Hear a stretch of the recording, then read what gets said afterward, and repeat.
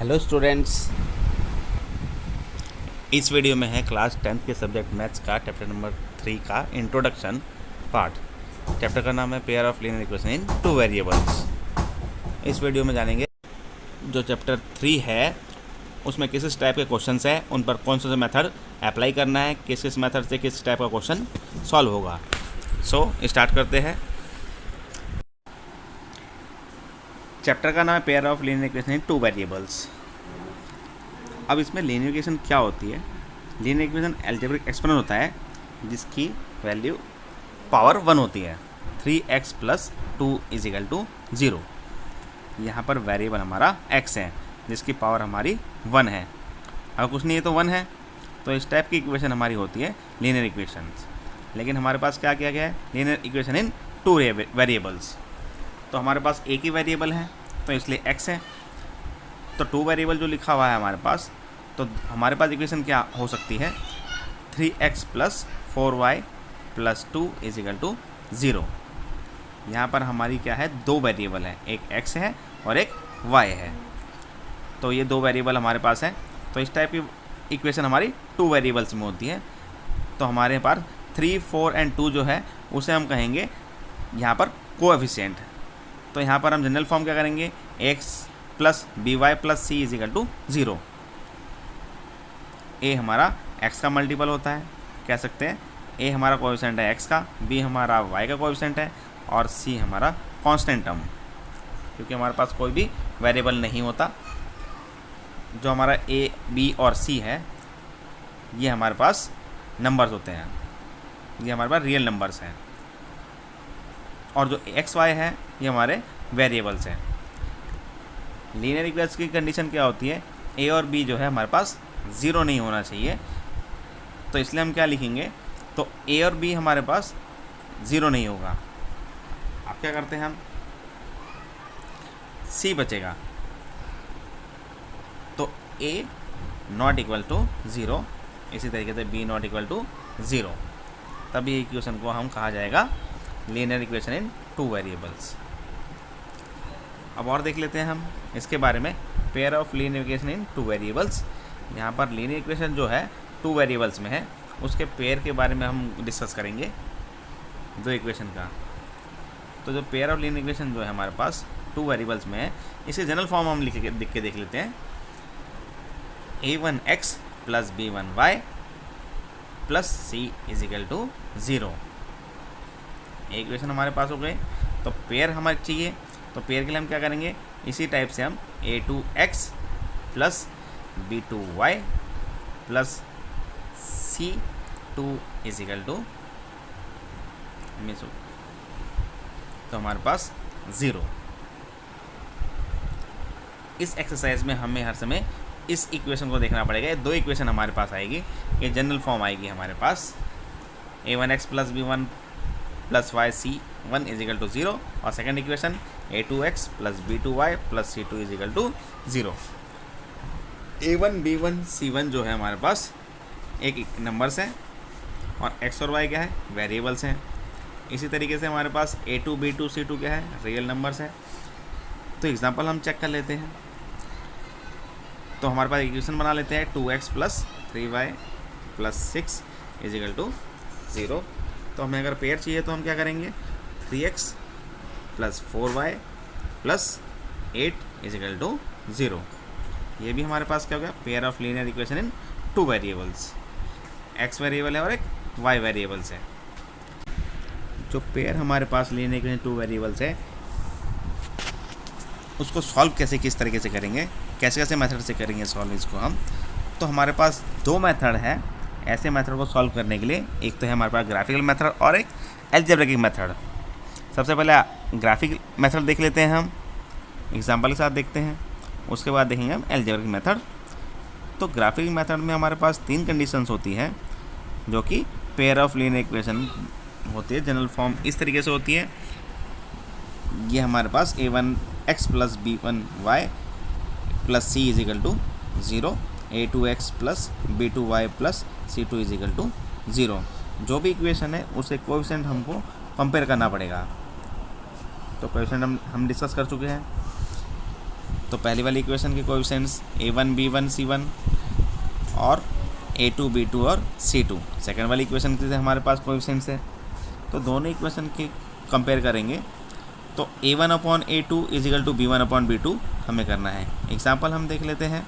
इसमें क्या करते हैं हम 2x + 3y + 4 = 0 और सेकेंड इक्वेशन है हमारे पास 3x + 4y + 9 = 0।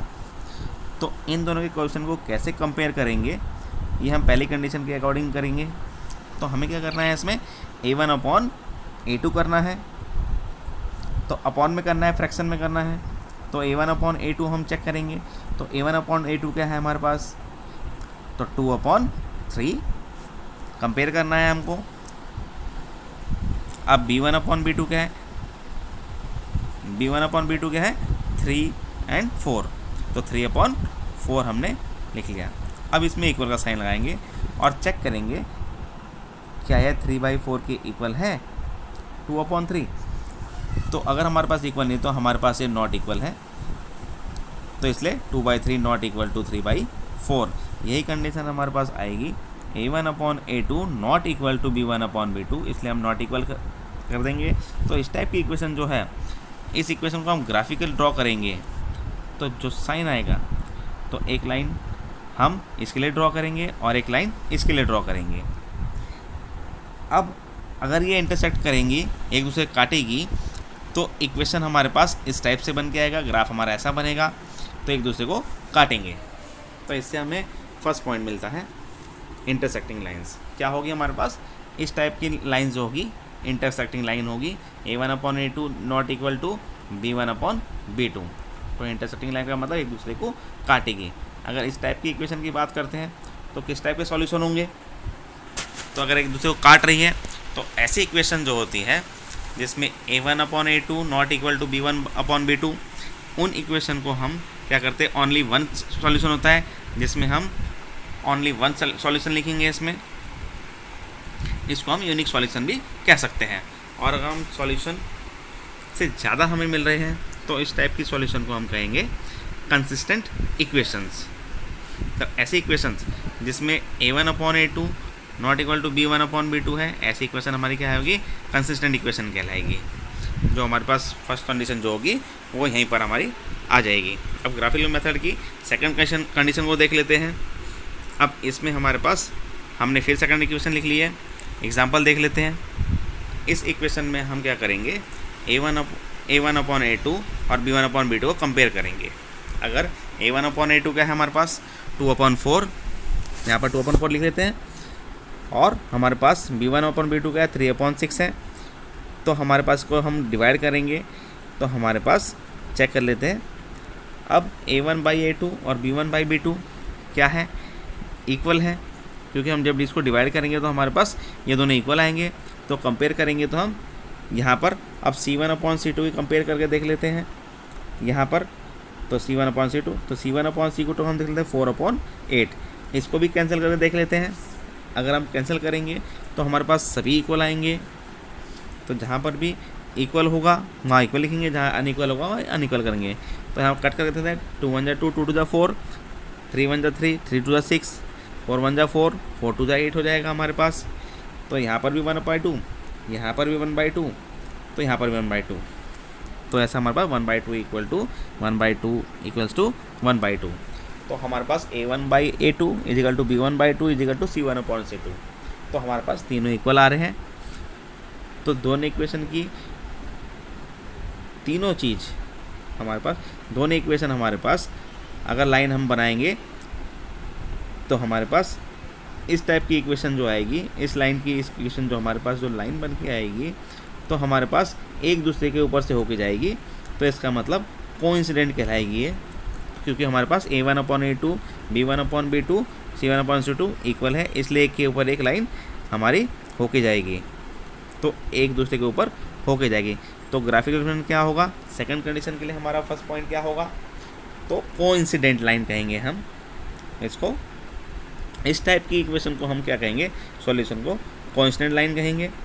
अगर एक लाइन को दूसरी लाइन टच करेगी तो हमारा कोइंसिडेंट लाइन कहलाएगी। हमें ढूंढना है इस तरह की लाइन में कितने इक्वेशंस होंगे। तो इस सॉल्यूशन में क्या होगा, हमारे पास यहाँ पर एक दूसरे के लिए इन्फिनाइट मैनी सॉल्यूशंस होंगे। तो हमारा बहुत सारे सॉल्यूशन मिल सकते हैं इस टाइप की इक्वेशन के लिए।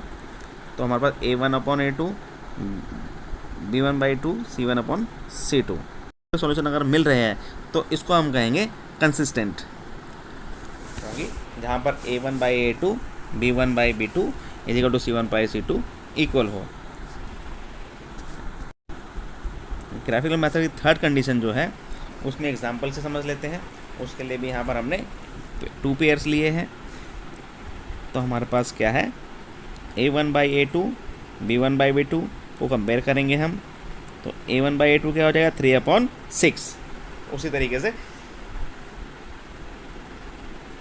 B1/B2 क्या हो जाएगा, 2/4। 3/6 को कैंसिल करेंगे तो 3 1 3, 3 2 6। ऐसे ही हमारे पास 2 1 2, 2 2 4 आएगा। तो हमारे पास 1/2 आएगा, दोनों में 1/2 आएगा। तो A1/A2 इक्वल होंगे B1/B2 के। तो इसके साथ हमें कंपेयर क्या करना है, C1/C2 कंपेयर करेंगे। तो C1/C2 को लिख लेते हैं, ये तो सभी के बीच में इक्वल लगा लेते हैं। तो -4 और 9, यहाँ पर -4 आ गया और यहाँ पर 9 आ गया। अब जो भी वैल्यू कैंसिल होगी उसे कैंसिल कर लेंगे।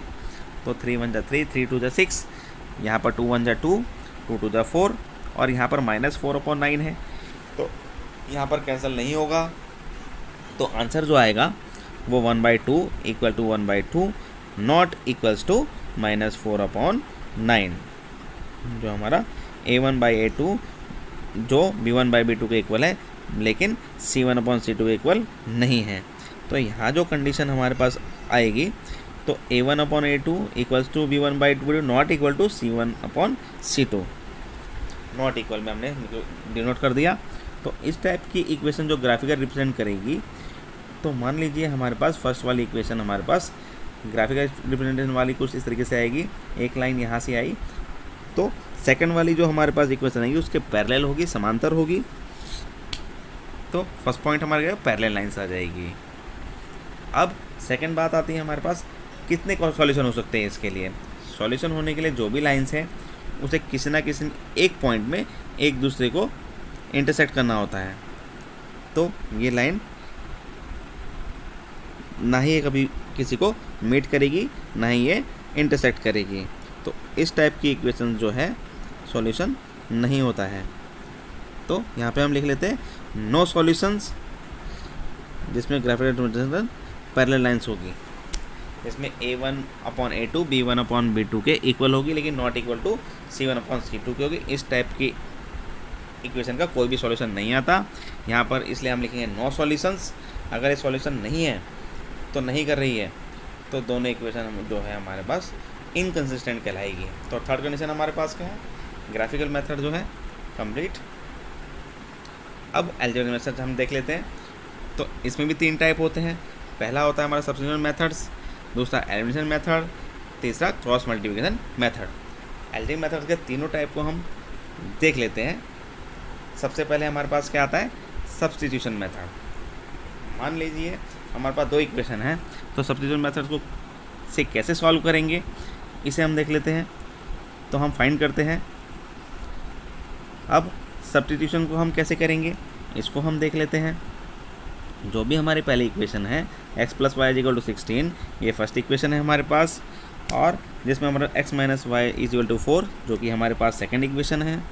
इन दोनों में से किसी भी दो वेरिएबल्स में से x + y जो है ये 16 है और x - y = 4 है। तो हम x + y = 16 लिख लेते हैं। तो इसमें से किसी वेरिएबल को हम क्या करेंगे, यहाँ पर x की वैल्यू हमें फाइंड करनी है।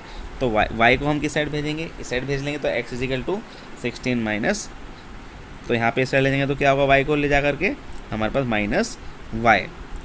तो x की वैल्यू 16 - y हो गई। तो अब जिस भी इक्वेशन हमारे पास रहेगी, तो इसमें हम क्या करेंगे, अब हमारे पास x की वैल्यू जो है अब इस सेकंड वाली इक्वेशन में पुट कर देंगे। तो x - y = 4 जो है हमारे पास, इसमें जो x की वैल्यू जो है हमने कितनी की थी पहले इक्वेशन से 16 माइनस वाई, तो x के यहाँ पर हम क्या पुट कर देंगे 16 माइनस वाई, तो हम नेक्स्ट लाइन में लिख लेंगे 16 माइनस वाई, एक्स यहाँ पर हमने पुट कर दिया, उसके बाद minus Y is equal to 4 as it is हमने लिख लिया। अब वेरिएबल हमारे पास कितना है, सिंगल एक वाई वेरिएबल्स मिल रहे हैं हमको, तो माइनस वाई कितना हो गया -2y, और अब 16 जो है इस साइड चला जाएगा, अब 4 जो हमने लिखा हुआ है, अब 16 जब हमारे पास 16 जो है जब इस साइड आएगा तो माइनस का 16 हो जाएगा। अब -2y एज इट इज़ लिखेंगे हम, तो इज इक्वल टू 4 में 16 माइनस किया तो 16 को माइनस किया तो हमारे पास -12 आ जाएगा। तो यहाँ से हम लोग सॉल्व कर लेते हैं, तो y की वैल्यू फाइंड हम करेंगे, तो इसके लिए -2 को हम नीचे ले जाएंगे क्रॉस मल्टीप्लाई में, तो हमारे पास क्या आ जाएगा, तो ये डिवाइड में आ जाएगा, तो y is equal to -12 upon -2। अब माइनस से माइनस कैंसिल हो जाएगा, तो 2 से 12 को कैंसिल करेंगे तो 6 आ गया। इट मीन्स हमारे y की वैल्यू हमारे पास 6 आ गई है। तो इसका मतलब सॉल्व हमने किया तो हमें क्या मिला, y की वैल्यू हमारे पास 6 आ गई। अब y की वैल्यू जो भी आई है हमारे पास, अब इस वैल्यू को हम सब्स्टिट्यूट करेंगे फर्स्ट इक्वेशन या सेकंड इक्वेशन में, दोनों में भी पुट कर देंगे। तो हम चेक कर लेते हैं यहाँ पर, तो सेकंड इक्वेशन हमारे पास क्या है, x minus Y is equal to 4, तो y की वैल्यू इसमें पुट कर लेते हैं, x minus 6 is equal to 4 आ गया, तो x is equal to 4 minus का 6 का, तो यहाँ का प्लस का 6 हो गया, तो दूसरी तरफ हमारे पास प्लस हो जाएगी, तो x इज इक्वल टू 4 + 6 क्या होता है 10 होता है, तो x की वैल्यू कितनी आ गई 10। तो इन दोनों को हमने फाइंड कर लिया x की वैल्यू और y की वैल्यू यहाँ पर। तो सिंपल मेथड है हमारे पास, किसी भी वेरिएबल की वैल्यू फाइंड करके हमें दूसरे में सब्स्टिट्यूशन कर लेनी है। एल्जेब्रिक मेथड्स की सेकंड मेथड देख लेते हैं, एलिमिनेशन मेथड। इस इक्वेशन में जो भी इक्वेशन दी होती है उसमें एलिमिनेशन करना होता है। एलिमिनेशन किस तरीके से किया जाता है ये समझ लेते हैं। यहाँ पर हमारे पास दो इक्वेशन दी हुई है, 3x + 4y = 10, ये फर्स्ट इक्वेशन है हमारे पास, ये फर्स्ट इक्वेशन लिख लिया हमने। और सेकंड इक्वेशन क्या है, 2x - 2y = 2, ये हमारे पास सेकंड इक्वेशन है। ये दोनों, इनमें जो भी वेरिएबल्स होते हैं, इसमें 3 जो 2 है, तो इसमें क्या करना है, दोनों को इक्वल करना है। तो हमारे पास x के कोएफिशिएंट को हमें इक्वल करना है या तो फिर y के कोएफिशिएंट को हमें इक्वल करना है। तो हम क्या करेंगे, x वाले को हम इक्वल कर लेते हैं। तो इक्वल कैसे होगा, जो x के कोएफिशिएंट्स हैं 2 है और हमारे पास 2 है, उसे पहले वाले में मल्टीप्लाई कर देंगे, और जो 3 है उसको सेकंड वाली इक्वेशन में मल्टीप्लाई कर देंगे। तो सॉल्यूशन शुरू करते हैं हम। तो पहली वाली इक्वेशन में हम क्या मल्टीप्लाई करेंगे, तो सेकंड वाली इक्वेशन का पहला कोएफिशिएंट 2, यहाँ पर 2 से मल्टीप्लाई हम करेंगे फर्स्ट इक्वेशन को। तो 2 से मल्टीप्लाई किया फर्स्ट इक्वेशन को, तो फर्स्ट इक्वेशन क्या है हमारे पास, 3x + 4y = में 10। अब और तो क्या आ जाएगा, 6x + 2 4 = 8 + 8y प्लस ये हो गया = 2 10 = 20। यहाँ पर हमारे पास इक्वेशन आ गई। अब हमारे पास सेकंड इक्वेशन क्या बनती है, तो सेकंड इक्वेशन क्या करेंगे हम, इसमें 3 जो है हमारे पास, इससे मल्टीप्लाई सेकंड इक्वेशन कर लेंगे, तो 3 2x - 2y = 2। अब 3 से मल्टीप्लाई किया तो 3 2 = 6x माइनस 3 2 = 6y, यहाँ पर नई इक्वेशन अब मल्टीप्लाई किया तो 3 2 = 6। तो ये हमारे पास थर्ड और फोर्थ इक्वेशन फिर से मिल गई। अब हमारे पास क्या है, दोनों में हमारे पास 6x आ गया, तो यहाँ पर भी ये दोनों इक्वल हो गए। तो हमारे पास थर्ड और फोर्थ इक्वेशन है, हम क्या करेंगे, थर्ड में से फोर्थ इक्वेशन को माइनस करेंगे। अब सब्ट्रैक्ट फोर्थ फ्रॉम थर्ड, तो सब्ट्रैक्ट फोर्थ फ्रॉम थर्ड हम लिख लेंगे। तो हमारे पास थर्ड इक्वेशन क्या है, हमारे पास 6x + 8y = 20। तो हमने क्या किया, 6x + 8y = 20। अब 6x minus 6y is equal to 6, तो हमने इसको नीचे लिया 6x minus 6y is equal to 6 लिख लिया। अब इसको हम क्या करेंगे, एलिमिनेट करेंगे। तो ये हमारे पास अगर ये माइनस साइन, ये माइनस माइनस प्लस का साइन हो गया, तो हमारे पास प्लस प्लस 14y हो गया। और 20 में से जो माइनस करेंगे, 6 को माइनस करेंगे तो कितना हो जाएगा 14। जो हमारे पास y की वैल्यू क्या आएगी, तो हमारे 14y इज इक्वल टू 14 हो गया, तो y is equal to 14 upon क्या हो जाएगा, तो यहाँ पर हमारे पास 14 अपॉन 14 आ जाएगा। तो कैसे करेंगे, तो हमारे पास आएगा 1। तो हमारे पास फर्स्ट और सेकंड इक्वेशन में क्या करेंगे, सब्स्टिट्यूट करेंगे। अब y की वैल्यू आ गई तो हम इसको सब्स्टिट्यूट कर देंगे हम नेक्स्ट वैल्यू में। तो यहाँ हम देख लेते हैं कैसे पुट करेंगे हम y की वैल्यू को फर्स्ट इक्वेशन में, सेकंड इक्वेशन में। तो 3x plus 4y is equal to 10, तो 3x प्लस 4y की वैल्यू की जगह पर हम 1 वैल्यू पुट करेंगे। तो हमने 1 पुट कर दिया, तो 1 इज इक्वल टू 10। तो 3x ये जाएगा हमारे पास प्लस 4 इज इक्वल टू 10। तो हमारे पास 3x इज इक्वल टू 10। अब ये यहाँ से हमारे पास क्या आएगा, माइनस 4 आ गया, तो 3x इज इक्वल टू 6। तो हमारे पास x is equal to 6 upon 3। तो डिवाइड होने पे क्या आ जाएगा हमारे पास, 3 से 6 को कैंसिल करेंगे तो क्या आएगा हमारे पास यहाँ पर 2। तो हमारे पास y की वैल्यू क्या आ गई, हमारे पास 1 और x की वैल्यू 2। अब इसमें क्वेश्चन जो होते हैं उसमें इक्वल करते हैं, फिर कैंसिल करते हैं। किसी में एक वेरिएबल के क्वेश्चन को हम कैंसिल करते हैं। तो अब समझ लेते हैं next method, cross multiplication method समझ लेते हैं। तो यहाँ पर हमारा 2x plus y minus 5 is equal to 0, ये फर्स्ट इक्वेशन है। तो second equation 3x plus 2y minus 8 is equal to 0, ये सेकंड इक्वेशन है। अब क्या करते हैं, सॉल्यूशन स्टार्ट करते हैं। तो जो भी इक्वेशन है x is equal to y is equal to 1, तो सी हमारे पास वेरिएबल नहीं होता है इसलिए हमने वहाँ पे 1 लिख लिया। तो x की जो भी हमारे पास वेरिएबल्स हैं, अब x की टर्म को क्या करेंगे हम, इसको हमने कवर कर लिया। अब x के नीचे क्या कर लिया हमने, अब हम कोएफिशिएंट ले लेते हैं हम। अब हमारे पास क्रॉस में मल्टीप्लाई करते हैं, तो y के साथ क्या है 1, तो हम मल्टीप्लाई करते हैं। तो दोनों को मल्टीप्लाई किया, 1 को माइनस 8 से मल्टीप्लाई किया तो माइनस 8 आया। इसी तरीके से यहाँ पर माइनस 1 को माइनस 8 से मल्टीप्लाई करेंगे और माइनस 5 को 2 से मल्टीप्लाई करेंगे, तो माइनस यहाँ पर आ जाएगा हमारे पास वेरिएबल माइनस 10 आ जाएगा। इसके बाद जो बची हुई टर्म है तो उसको क्रॉस मल्टीप्लाई करते हैं। अब 2 को 8 से मल्टीप्लाई करेंगे, 2 8 16, साइन माइनस का है हमारे पास तो माइनस का यहाँ पर 16 आ जाएगा।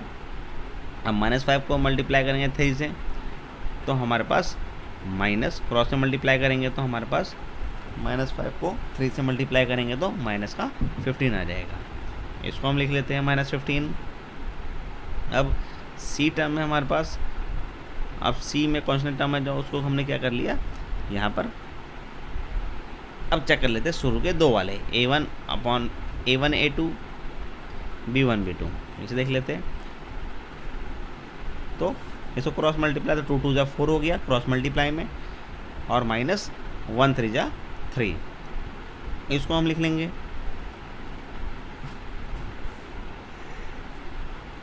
फॉर्मूला गिवन है आपकी बुक में, उसमें आप गिवन है। अब क्या करते हैं, जो x वाली टर्म है हमारे पास और y की कौन सी टर्म है, तो यहाँ पर हम ये तीनों आपस में क्या है इक्वल है। तो x y z को हम सॉल्व करते हैं, x y को, और ये सेम आ जाएगा x अपॉन माइनस 8 और माइनस माइनस क्या हो जाएगा, minus minus plus, is equal to 1 upon, तो हमारे पास 4 में से 3 गया तो 1, तो 1 अपॉन 1, तो हमारे पास x इजिकल टू, x में से 10 में से -8 किया तो वैल्यू 2 आ जाएगी यहाँ पर, तो 2 लिख लिया हमने, तो इजिकल टू 1। अब x इजिकल टू, अब ये क्रॉस में मल्टीप्लाई हो जाएगा, तो हमारे पास x की वैल्यू कितनी आ जाएगी, जब ये क्रॉस मल्टीप्लाई होता है तो x की वैल्यू 2 आ जाएगी।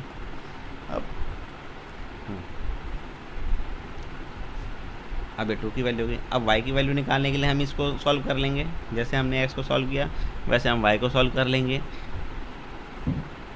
जो हमारे पास x की वैल्यू 2 आई है, या तो हम अगर देखना है तो हम x की वैल्यू जो आई, अगर हम y की वैल्यू फर्स्ट इक्वेशन है सेकंड इक्वेशन में पुट कर देंगे तो हमें वहाँ से भी y की वैल्यू फाइंड हो जाएगी।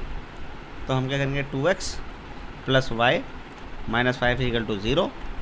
अब 2x, x यहाँ पर पुट कर दिया हमने, 2 प्लस वाई माइनस था हमारे पास, तो उधर चला गया तो प्लस का 5 हो गया, तो 2 to 4 plus Y is equal to 5।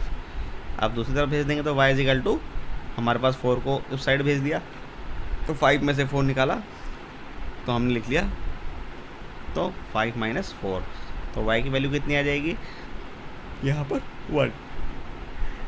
तो ये सिंपल मेथड है जिसके द्वारा हम क्वेश्चन को सॉल्व कर सकते हैं।